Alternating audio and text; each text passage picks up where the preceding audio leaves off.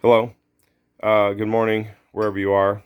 Apologize. I'm suffering with a migraine right now. I'm trying to do my best, but I felt compelled to talk Salman Rushdie, the attack on the author, the Indian, British author, Salman Rushdie, author of the famous or infamous novel, The Satanic Verses. When this book was released back in the late 1970s, 80s, the late Ayatollah Khomeini of Iran released a fatwa or warrant for Salman Rushdie's death. Several $1 million of bounty was put on Salman Rushdie's head. He was driven into hiding. He's been hiding pretty much for 20 years, pretty much his whole life. He was in New York State. He was on stage about to give a speech when an assailant, allegedly from New Jersey, 26-year-old man, stormed the stage, attacked Salman Rushdie and the presenter. Salman Rushdie is now on a ventilator. He's lost probably his eye. We hope he recovers. We hope he survives.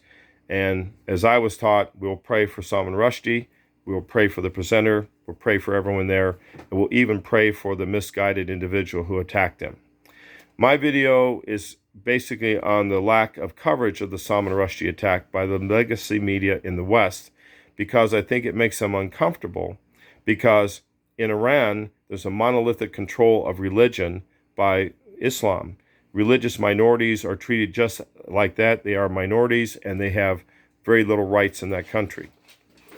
Thought crimes are punishable by death if you say anything against the Quran or Islam in general. That is a total control of everyone's thought process by the state of Iran. Now, the United States is not guiltless in this, because the United States government in the 1950s overthrew a democratically elected government. We installed the Shah of Iran. The Shah of Iran had a vicious secret police that tortured and murdered many dissidents under his rule, and this led to an extremist movement that took hold in Iran, and it was put in place by the Ayatollah Khomeini. And that is how Iran has existed since the late 1970s.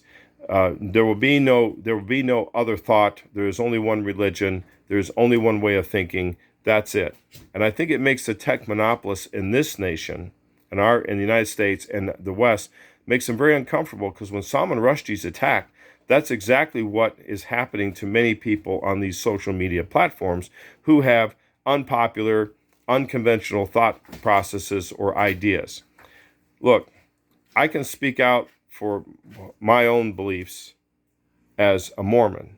Believe me, I take ridicule every single day. All right. I've learned to live with it. I've learned to rise above it. I've learned to listen to the ridicule, listen to the criticisms, and from that, I have developed a deeper faith, because I listen. I listen to people's criticism. I listen to it. I take it, and then I analyze it, but I don't get violent about it. It doesn't bother me that other people think differently. That should not scare anyone in the world. It shouldn't scare people in Iran, and it shouldn't scare people in Silicon Valley. But apparently it does. And people cannot stand the fact that other people have different worldviews. And that's what this is all about with Salman Rushdie. Salman Rushdie's book really is not, The Satanic Verses is really not anti-Islam. It just points out something that happened in the course of the work of the Holy Quran when it was created on the night of power. There were certain passages that Salman Rushdie points out to, which this offended the Orthodox Muslims, specifically in Iran, for what he did.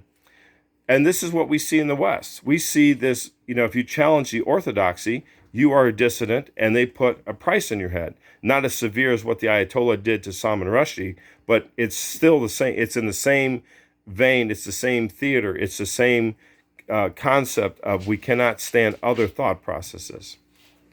Please pray for Salman Rushdie. Pray for the presenter, the people there.